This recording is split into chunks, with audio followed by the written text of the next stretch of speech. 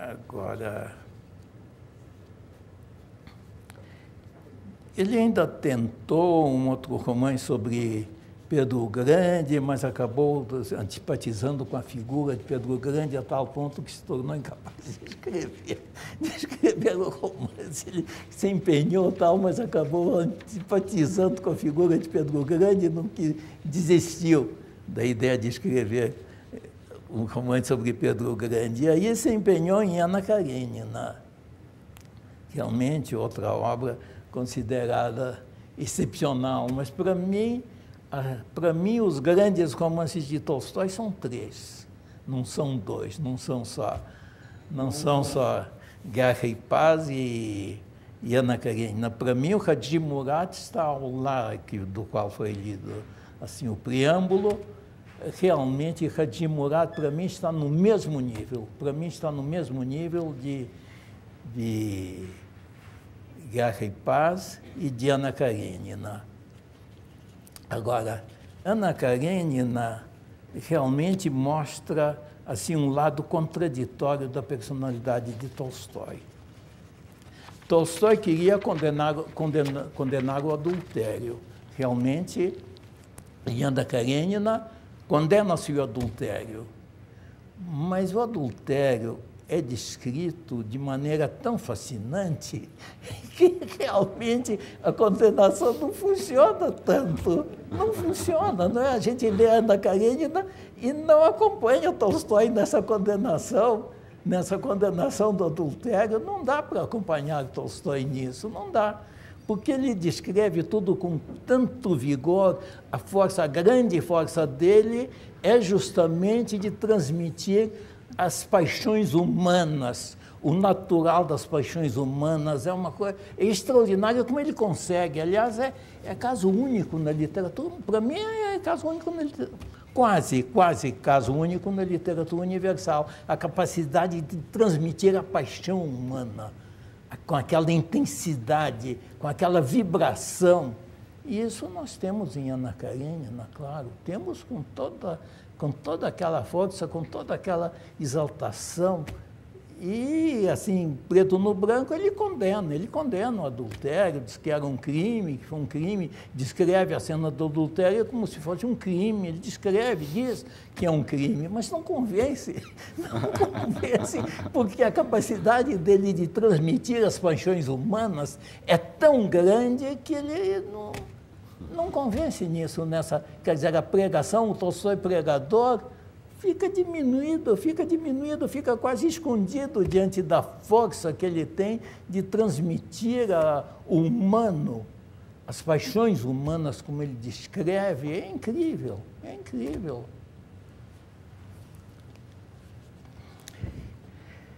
Agora, depois que ele escreveu Ana Karenina, ele entrou em crise. Essa famosa crise filosófica, religiosa de Tolstói, da década de 1870, não é?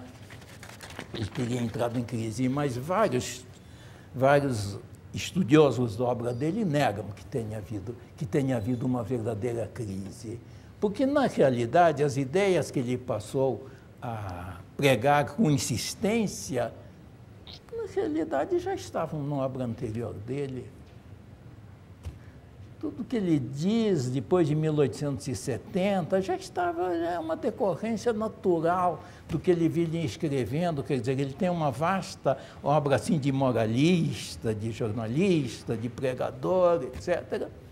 Mas tudo isso já estava, só que a partir da década de 1870 ele se empenha nisso, ele passa a dizer que detesta que literatura é um mal, que a arte é um mal, que a literatura e a arte têm sido utilizados pela sociedade burguesa para exaltar o que há de mais baixo no homem, etc., etc., e não convence. Não convence. Hoje em dia, então, a gente lê aquilo e não dá para aceitar. Eu sei que ainda há tolstoianos, até hoje há tolstoianos. Até hoje há tolstoianos convictos. Um caso bastante curioso é de um delegado de polícia do estado do Paraná que escreveu uma vasta obra sobre Tolstói, que era um fanático de Tolstói e, ao mesmo tempo, era delegado de polícia no período da maior repressão, na década de 1970. Ele era delegado no Paraná e escreveu uma obra sobre Tolstói, assim, exaltando o tolstoísmo e tudo, como ele conseguia conciliar isso com a condição de delegado de polícia, eu não sei. Mas o fato é que conciliava, a verdade é que conciliava. Era delegado de polícia e, na mesma época, publicou um vasto livro sobre Tolstói. Tolstói e os Caminhos da Redenção. Tudo bem. Agora, no final da vida, então, ele se empenhou nessa obra tal, chegou a escrever que tudo que ele tinha publicado não valia nada, que se pudesse jogaria fora tudo, ficou falando mal da obra de Pushkin, da obra de Beethoven, etc., etc., mas nada disso convence hoje em dia, pelo menos eu acho. Agora, há tolstoianos, até hoje há tolstoianos convictos. Eu tive um amigo, um professor norte-americano, William B. Edgerton, que era assim fanático por Tolstói, mas era por Tolstói doutrinador. Tal. Ele aceitava, não só aceitava, como exaltava as doutrinas de Tolstói e tudo. Era professor de literatura lá nos Estados Unidos, um professor bastante conceituado, autor de vários livros e tudo. Mas ele não me convenceu, Quer dizer, eu faço parte daqueles que querem um Tolstói sem tolstoísmo. Essa é a minha posição.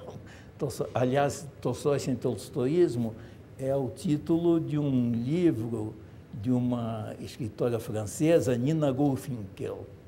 Tolstói sem tolstoísmo. É mais ou menos, de pouco depois do fim da Segunda Guerra Mundial. É fim da década de 1940, o livro, onde ela defende essa tese. Aliás, ela defende essa tese usando uma citação do crítico russo Boris Eichenbaum. Os russos dizem Eichenbaum, mas é Eichenbaum.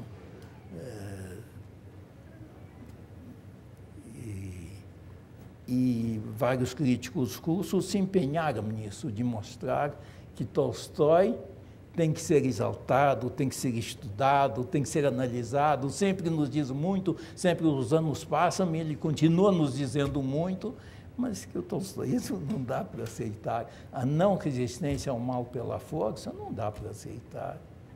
Nesse nosso mundo, não é? Então, depois da Segunda Guerra Mundial, depois dos crimes do nazismo, a gente pensar em não resistência, simplesmente não resistência ao mal pela força, que, aliás, o Gandhi, de início, foi um grande adepto de Tolstói, mas depois ele se voltou contra. Ele se voltou contra porque ele dizia, nós queremos o poder, não adianta, a nossa arma é a não resistência, mas nós queremos o poder, nós queremos exercer o poder. Então ele se voltou contra. No final da vida, o Gandhi se voltou contra o tolstoísmo, com razão.